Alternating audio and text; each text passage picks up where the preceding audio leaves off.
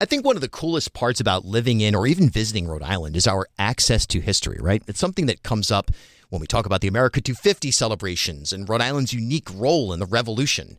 And it's something that you can see every day when you just look around any community in our state. One great portal into our history that I don't think enough people pay attention to is historic cemeteries. I welcome back to the podcast Deb Suggs, who's an historic cemetery preservationist in Rhode Island. Full disclosure, in true Rhode Island fashion, Deb and I are cousins. But Deb's going to share with us some stories that came directly from her work to cultivate history here in Rhode Island in our own backyard. And it's really good timing because April and May are historic cemetery months here in Rhode Island. Why are cemeteries such an important venue and such an important lens into history, particularly Rhode Island history? I think, Bill, again, thank you for having me. Cemeteries, I see cemeteries that are outdoor museums. Really, if you wander around a cemetery and look at Rhode Island, cemeteries dating back to the 1600s, your stones will tell you a history of our state, politically, socially, economically. It's all can be found in the cemetery. And, it sounds weird when I say this, but it's actually fun to go troll around, look at the different names, look at trends that happened back then. You'll see, 15 people with the same name that you never hear of today. And that itself excites me. I get thinking about it. Yeah. And also the names that you do hear today, which shows exactly how Rhode Island was in many ways established and grew. And sometimes that's for good. Sometimes that's not for good when you trace those historic stories. Let's talk about Rhode Island and the Revolutionary War. Because the Revolutionary War is such an important part of Rhode Island. Talk about Rhode Island's contribution to the war and why, relative to other colonies of its size, it had such an outsized role in the American Revolution. So Rhode Island back in the colonial period and revolutionary period was an economic hub. It was one of the economic hubs, maybe after New York, Boston, we had Providence, we had Newport. I mean, the role of Newport in the colonial period cannot be discussed enough, cannot be emphasized enough when it comes to the American economy. Compared to the size of the state, our contribution was double what other states were. When you think about it, we started the war because we have the Gaspee, the burning of the Gaspee. So Rhode Islanders are proud to say that was the first shot. Forget that Lexington Concord thing. It was all about the Gaspee. We had so many firsts. We were the first to establish a standing navy. That happened as a result of Rhode Island. We were the first to put together an integrated troop that other states had integrated militia. We were the first to make it legal, official, and sanctioned by the state. So Rhode Island's contribution was huge. Boats, ships, soldiers, the whole ranks. I mean, Nathaniel Greene, second in command. Get much bigger than that. All right. It's such an important piece of information that is too often overlooked in broader discussions of the American Revolution. In spite, even the Gaspee alone signals Rhode Island's very specific role. It's also really important to understand that when you're looking at those outdoor museums that you describe, historic cemeteries, let's do what we've done in the past, which is identify some specific grave sites and the stories behind the people who are buried there and around those people who are buried there. And this will give listeners, we've done this in the past. It's been enormously popular. We've heard from you guys who have gone out on journeys trying to find some of these graveyards. And in some cases, it has created a little bit of a hobby for a lot of people out there. Deb, I guess just give everyone a sense of your role in historic cemetery preservation on the whole, just as we enter into this conversation, some of the work that you've done and the on the ground, real historic work that's happening when you go out there. Sure. So, as I think I mentioned in the past, I am on the Rhode Island Historic Cemetery Commission, and there's commissioners. There's at least two, in some cases, more commissioners for almost every. I was going to say colony. I'm stuck on the colonies for every county here in Rhode Island. The commissioner's role is legislated to preserve and help index historic cemeteries. Rhode Island has thousands of historic cemeteries, from the bigger cemeteries that we know of, Swan Point, North Cemetery, Common Bury Ground in Newport, to cemeteries people run over in their backyard. And most of ours are backyard. So thousands of cemeteries. What I've been doing, as well as my fellow commissioners, is really making sure that we're taking care of those cemeteries. We're indexing them. We're looking when people say, hey, I think I found a cemetery. Somebody goes out there, takes a look. If there's concern from the community about the condition of a cemetery, we go out and take a look. We also, as you mentioned, sponsor it's cemetery months now, April and May, where we put a calendar together. So there is preservation activities, cemetery cleanups. There's presentations on cemeteries. So I do a series of presentations called the Real Patriots. I've done it for South Kingston. Just a ton of work around cemeteries, and just really keeping the interest, the historical interest and the community interest right out there in the public is my main role. Yeah, and also fair to note that you've been invited to and have done several lectures on this topic around the state for organizations and so on and so forth. This is your bread and butter when it comes to a lot of your historic work, which includes archiving, research, so on and so forth. But this is right at the center. And again, I encourage everybody who's listening to this right now, when you're done, just type in Bartholomew Town Cemetery into Google or an AI chat bot, and you'll get another dozen or so of these stories that you're going to hear right now in contemporary version. But let's start with Trinity Churchyard. This is Rhode Island Historic Cemetery number 10. That's the cemetery in Newport. So Newport has the largest and most historically relevant revolutionary area in Rhode Island. Newport in the country, I would say. Newport was the hub. It has the most grave sites for Revolutionary War grave sites. It makes sense because that's where some of the major battles and planning went. Trinity Churchyard. So this is an amazing, if you haven't had a chance to go to Trinity Churchyard, right in the center of the hub of Newport, stroll around the churchyard. Trinity Church is an Anglican church, which is Church of English. It was the hub of Newport society and economic, political, and everything during the colonial and pre-Revolutionary War period. It's where the people with status went to church.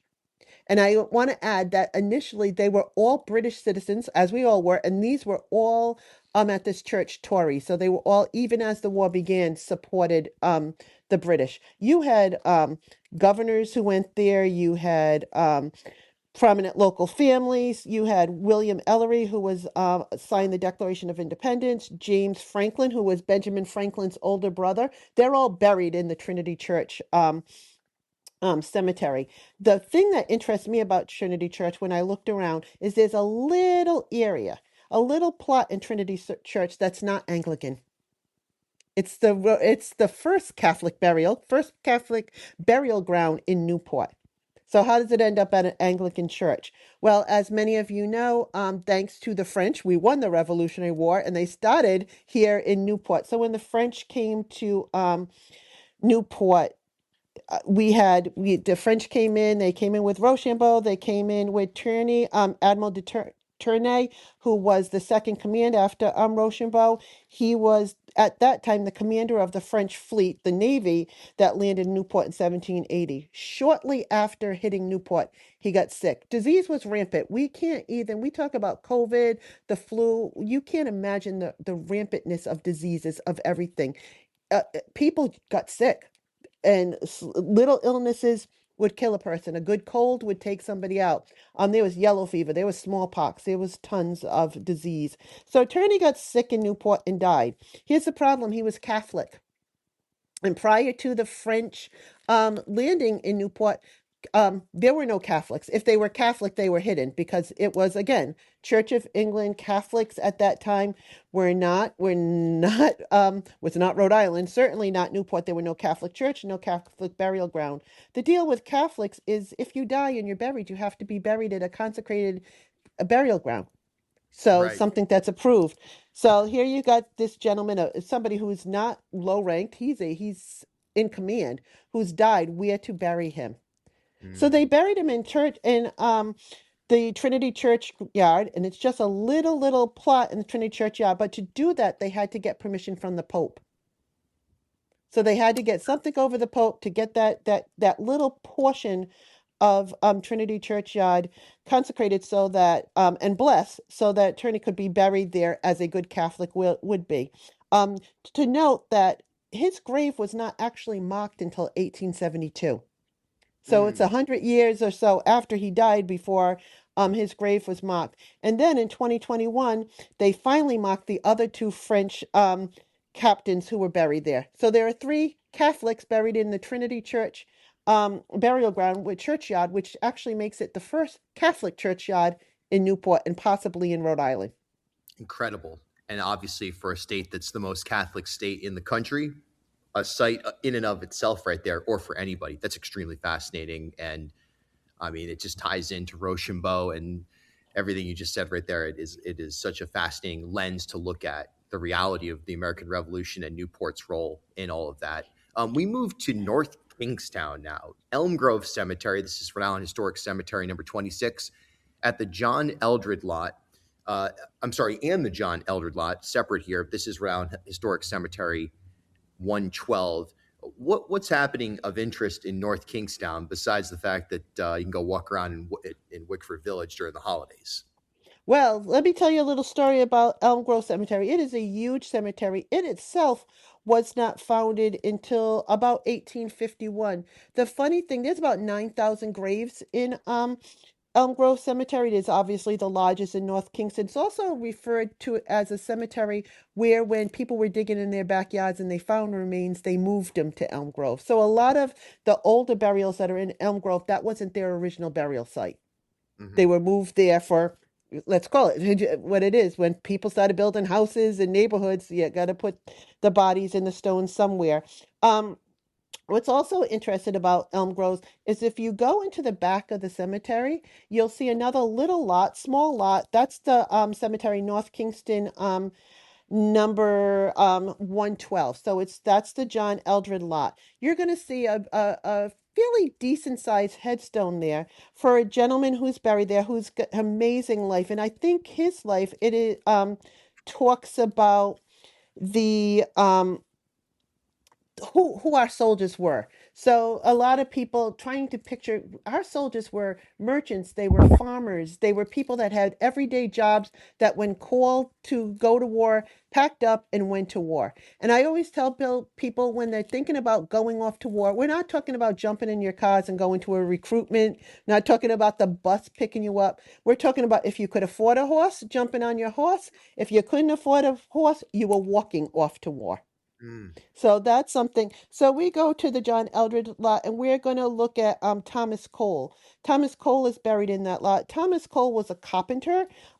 He was a farmer. He was a carpenter in North Kingston. Just really an ordinary guy who ended up doing an extraordinary thing. So he enrolled, as all people. It was mandatory that people made sure that they were ready to be in the militia, ready to be called to duty. He went in 1775 with the Varnum Continentals for what he termed a short enlistment.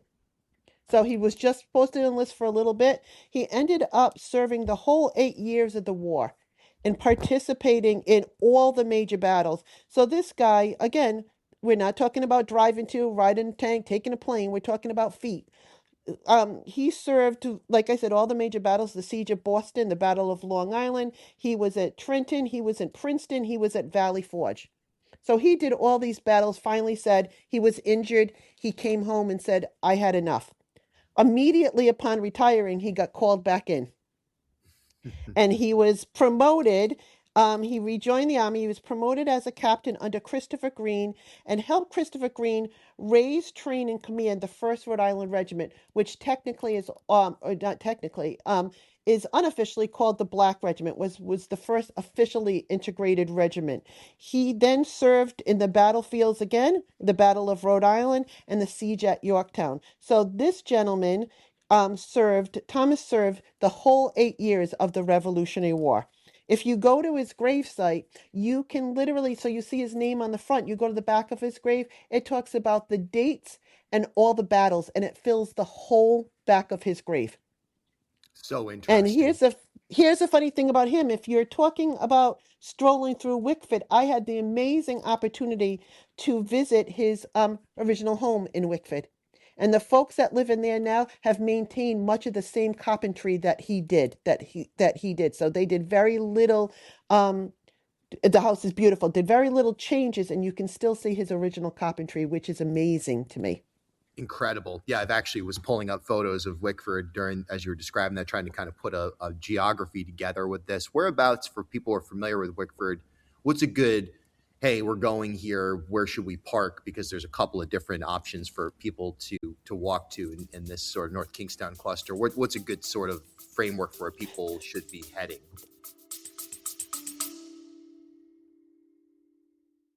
Are you ready to take the next step in your career? At URI Online, we offer business and leadership-focused programs designed to fit your life.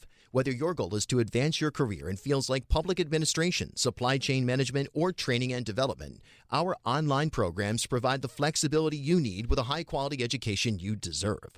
Learn from experienced faculty and collaborate with a network of professionals, all from the comfort of your home or wherever life takes you. Visit uri.edu/online to explore programs and start building your future today. URI Online, learn anywhere with us. You and your employees work hard for your customers. At HealthSource RI for Employers, we work hard for all of you. We offer access to 18 quality health insurance plans plus dental, flexible costs to meet your budget and get your staff what they need, and customized local support to guide you through it all. More than 1,200 Rhode Island employers choose health insurance through us. HealthSource RI. We work for you. HealthSourceRI.com/employers. Bartholomew Town is brought to you in part by Newport Film. Visit newportfilm.com. As Rhode Island's first ever member-owned credit union, Navigant Credit Union has been a staple in the local business community for more than 108 years. Today, Navigant is a $3.4 billion institution serving more than 136,000 members across 25 physical branch locations. But since its founding in 1915, the mission has never changed. Navigant Credit Union's team of financial professionals have remained committed to improving the financial well-being of the families, businesses, and communities they serve across Rhode Island. Learn more at navigantcu.org.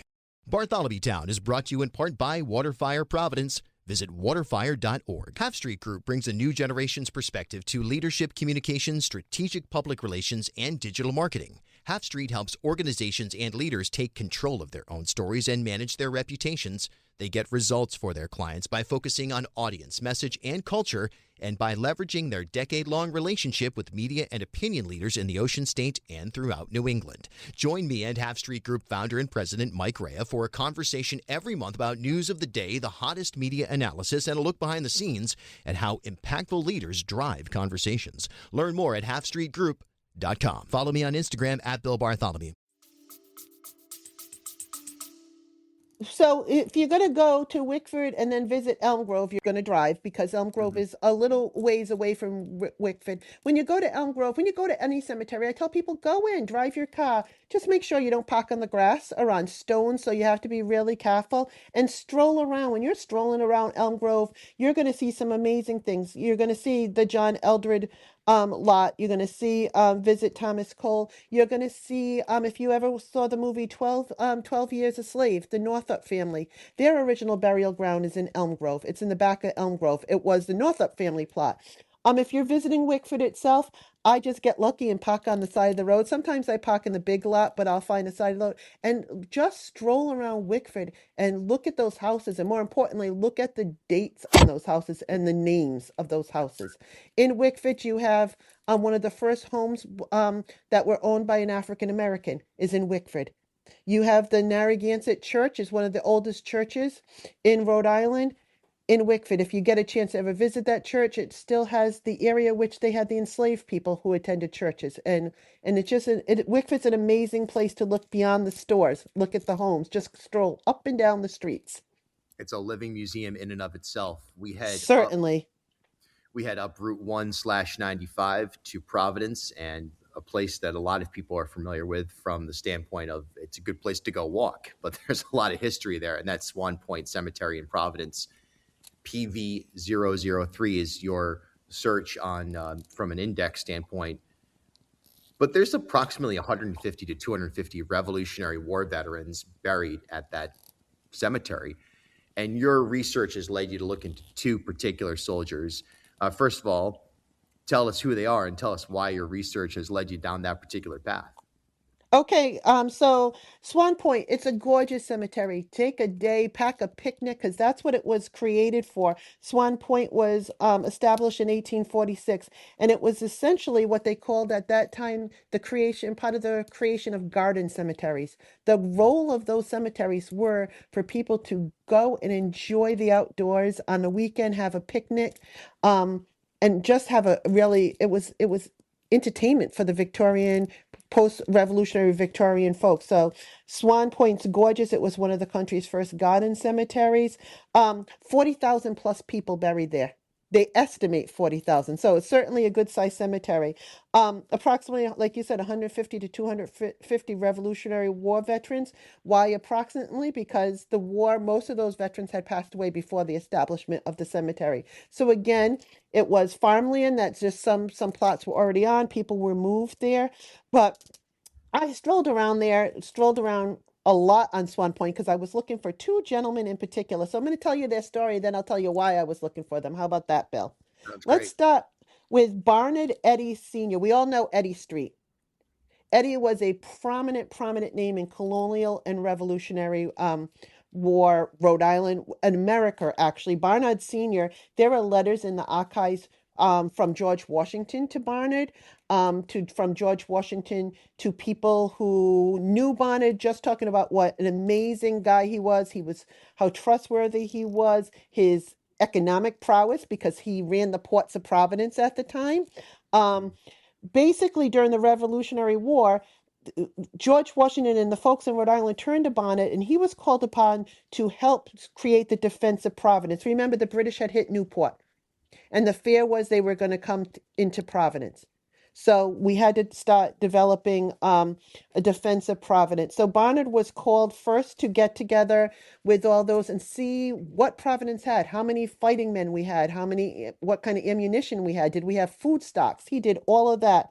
And then he was a carpenter by trade. So he was asked then to do the construction of some fortifications, which were to be built at Fields Point and what they call Sassafras Point. These places became known at the time of Fort Independence and Robbins Hill Fort. So he built the defense forts around Providence. He was also then asked after the defense ports, and I might add the British never came into Providence, so the defense, they were very pleased.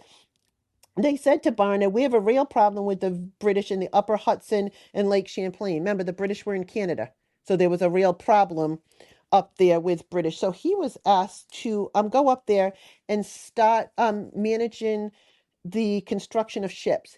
He was a carpenter, was also a boatsmith back then. He did ships. He was asked to go up there. He took a company up to Lake Champlain in the Hudson Valley, was building ships, and he and his whole company came down with smallpox. Smallpox, just as an FYI, like I mentioned, disease was rampant during that time. Smallpox probably killed about 10,000 soldiers during the Revolution. So if you Incredible. get a picture they estimate between 25 to 30,000 soldiers died during the Revolutionary. 10,000 of them died of smallpox alone. That's one disease. So he died of smallpox. Smallpox was so rampant, Bill, at that time that in 1777, George Washington made it mandatory that all of the militia ended up taking a vaccination, getting vaccinated against smallpox. The vaccination was first established in England, brought over here, and I don't know if people know, one of the first people to take the smallpox vaccination. Smallpox is unheard of now, but one of the first people to take the smallpox vaccination and vaccinate her whole family was Abigail Adams. So unique about the time is Abigail did herself and her whole family without asking her husband. She sent him a letter, which is on file. Basically, I'm going to paraphrase because I'm Deb and I do it. She was like, hey, John, what's going on? Just so you know, I have vaccinated myself and the whole family. How are things with you? Kind of thing. So she was one of the first people to be vaccinated against smallpox and the first person to have her whole family, and that was 1776. 1777, Washington made it mandatory for the militia to be vaccinated because he was losing so many soldiers to the disease. Wow. So that's our Barnard Sr. So Barnard had a son. On At the time he died, he was about 45 years old, a Barnard Sr. He had four sons, and he had a son who had just turned 15, Barnard Jr. And when he turned 15, he enlisted in his father's company and then went on to become a lieutenant and won distinction under Captain Battenberg, and then was commissioned to captain his own company. So he was pretty established. Remember, he was 15 when he joined. So this all happened before, if you think he joined in about 1777, the war at that point lasted 7 years. So this all happened, before the age of 25, but almost in his late teens, 20s. So what makes Barnard Jr.? After leaving service, he was a prominent architect, carpenter and architect. And people, you read journals and letters and all this about what an amazing architect he was, about the houses and the buildings and the economy he built. All along Eddy Street, he built things. He was just amazing. And then the Great Gale happened. The Great Gale is believed to have been the strongest hurricane in American history, came and wiped it all out. So that Eddy Street we know now is not the Eddy Street that Barnard would have known. So I have been on a mission in life to find something that Barnard Eddy Jr. created. And the funniest story is I was going to see Handel's Messiah around Christmas, and I was in downtown Providence and looked at Beneficence, I can never say that word, Congregational Church, which is considered one of the earliest classical buildings in America, not just in Rhode Island, in America, and one of the oldest religious buildings on the west side of Providence. I was looking at the church because it's gorgeous. If you haven't been there, do it. You can look around. It's beautiful. I looked at the plaque on the church, and lo and behold, it said the architect and builder was Barnard Eddy Jr. Amazing. So I finally, after all this, found something he created. Why does all this matter? Why was I so kind of obsessed with the Barnard 1 and Barnard 2, as I call them? Because Barnard Eddy Sr. and Barnard Eddy Jr. are mine and your great grandfathers, sixth and fifth times removed. Incredible. Well, So you know what? They say Rhode Island's in the blood, and there's your proof. yes, and that's one of the things, Bill. It's the Barnard Eddies that brought me to the DAR. That's who I'm registered under the DAR under, and they were amongst the first soldiers to be registered with the DAR. Very, very interesting stuff here. This is the kind of living history that you have access to anywhere, but especially here in Rhode Island. Let's kind of do look quickly here. We've got one more on today's list. I want to make sure we get to it because it's believed to be the final resting place of Ichabod Northup. Who's Ichabod Northup, and where are we talking about? Why is East Greenwich involved in today's conversation, I suppose, is the fair way to put it. Yes, so this lot, it's EG 528. Let me tell you, I don't do any presentation, Bill, about anybody without talking about the role of the enslaved African and Native American citizens that lived in Rhode Island. And one of the things the Rhode Islanders are hearing more about, but need to be especially proud about, is that Rhode Island was the state that first had the official, the legal, however you want to refer to it, integrated militia with the Rhode Island 1st Regiment.